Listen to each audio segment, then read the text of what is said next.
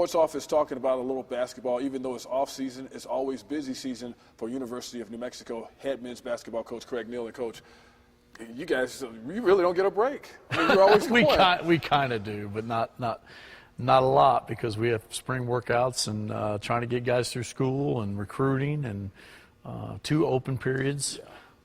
And then trying to get ready for camp, and then you know, we got the gala on Saturday, so it's a busy break. We'll get a little bit of a break when the guys leave to go home, which is at the end of May. So we'll have a little bit of time. Now you talked about the Lobos versus Cancer event that's coming up at Sandia. That's been pretty successful for you, right? As far as I was looking at some of the information on it about. $500,000 raised a lot of money. And one thing that's going to be unique about this year is that we're really happy that all the proceeds are going to go to the Cancer Center here on campus. So really excited about that. It's our way and our platform to give back to the community, and we've got a lot of people in need here in the state dealing with that. So all the proceeds that we raise on Saturday will go back to the UNM Cancer Center, so that's big. And Coach Herman himself, you know, like somebody on your staff, and you had Hugh dealing with it with his mom, and when you have people, excuse me, people identifying with it directly, does that make the numbers spike sometime because you can get? Well, I think the people that come, they've all been somebody's in their family or somebody close to them has been affected. So. You know, it's been a great thing in the community. Sandia does a great job. They've been a great partner. And then hopefully it'll keep growing. So I think we've sold over 500 tables. Should have a great crowd. Just trying to bring awareness that you know, it is going to stay in state, all the monies. So that's a big thing that we've fought for, and Paul and Marjorie have done a good job. Marjorie's done a good job. Janet's worked hard on it. So it's one of those things that we're excited about. And I noticed the dates on the basketball camp coming right behind it, you know, because June, you know, you have this in May, but June is coming right up, and so that's another busy time. Yeah, and we're excited about that because basketball camp, you know, it's good for us to reach out to the kids in the community.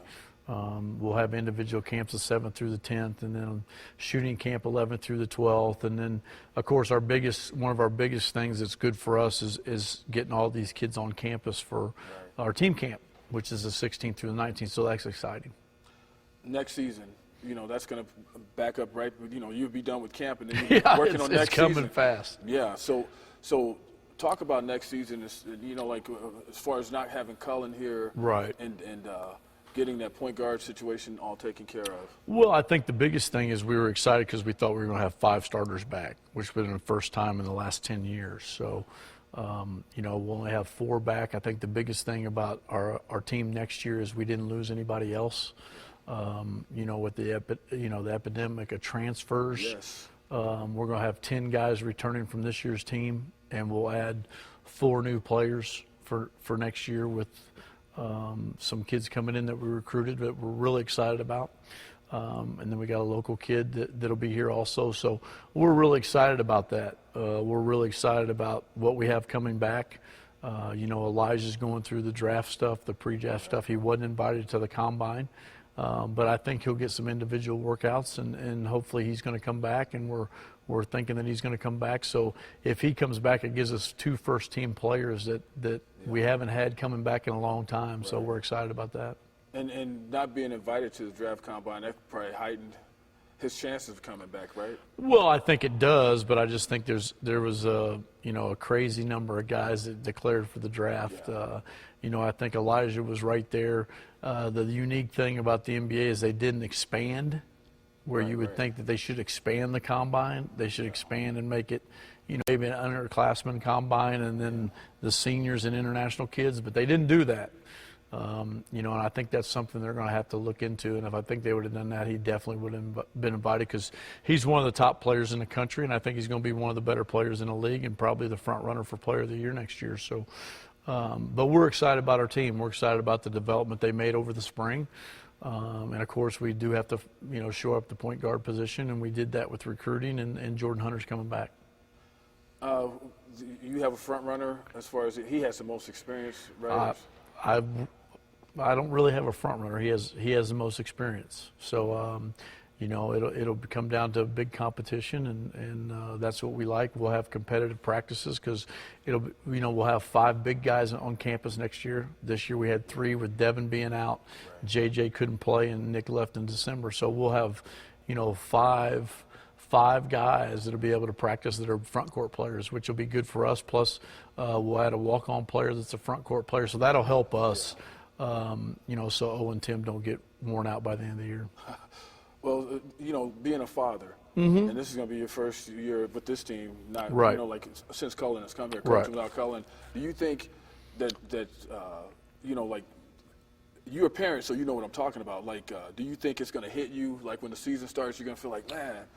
It's starting to hit me now because everything's closing down. He's getting ready to graduate from this school, and that's an exciting part. I think the biggest thing is it's coming to an end. So once it starts coming to the end, it's kind of you start thinking about it. It starts affecting you a little bit. But I'm excited for him, and then I'm excited about our team. So it's you try to go forward.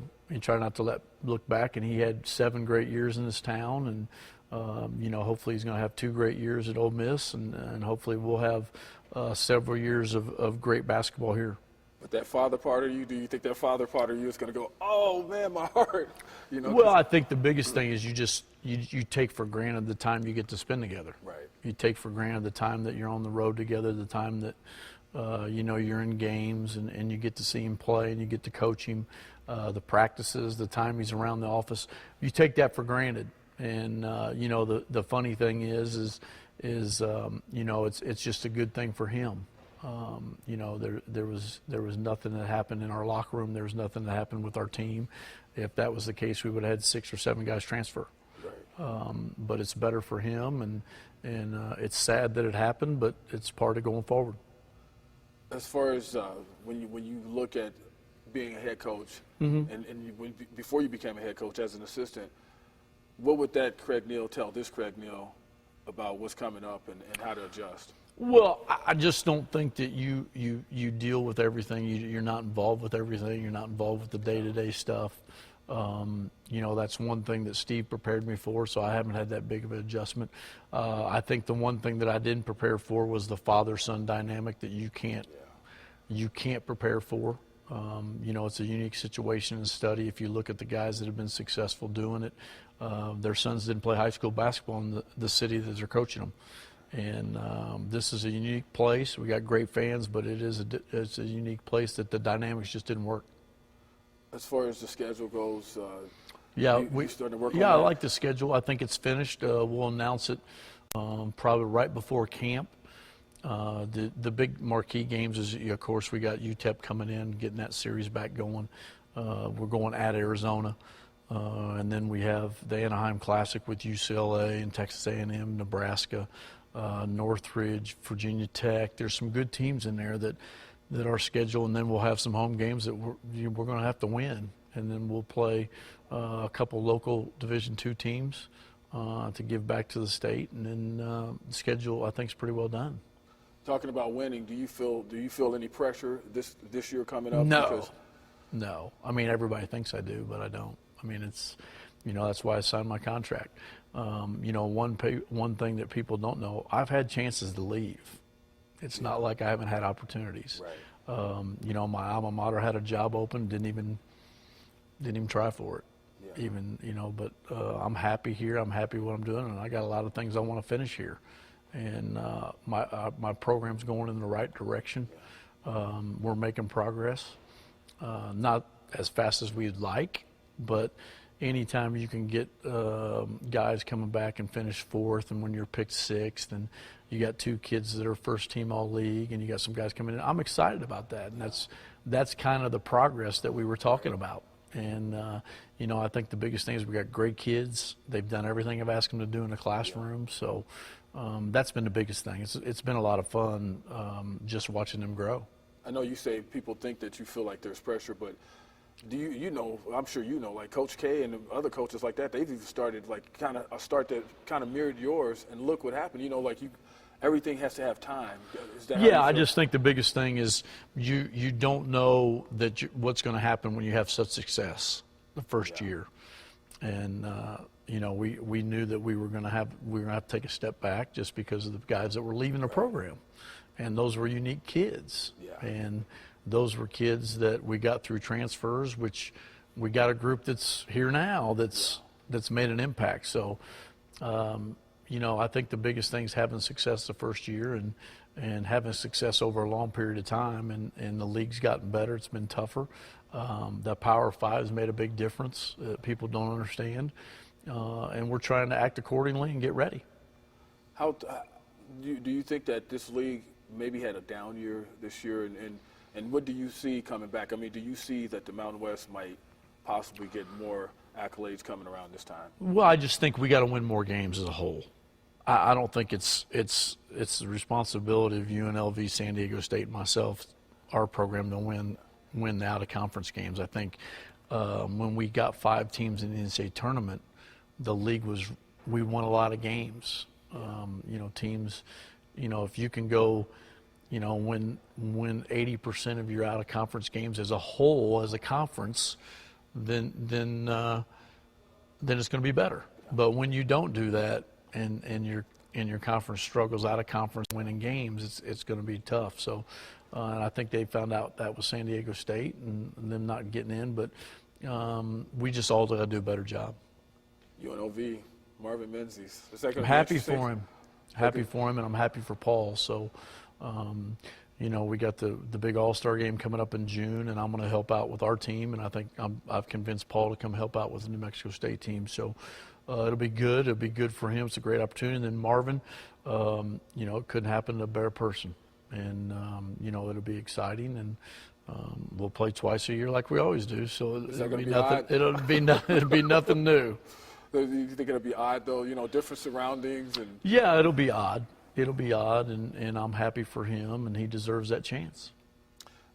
Your size up front. I know you were talking about it earlier. Do you feel like you have the pieces to make some noise this time around? Or? Yeah, I think we got the pieces now. I think we had pieces last year. I just think we couldn't get it over the hump from a maturity standpoint. Now that they've experienced it, it makes a big difference. You can talk about it all you want, and you can go through some things. I think the biggest thing is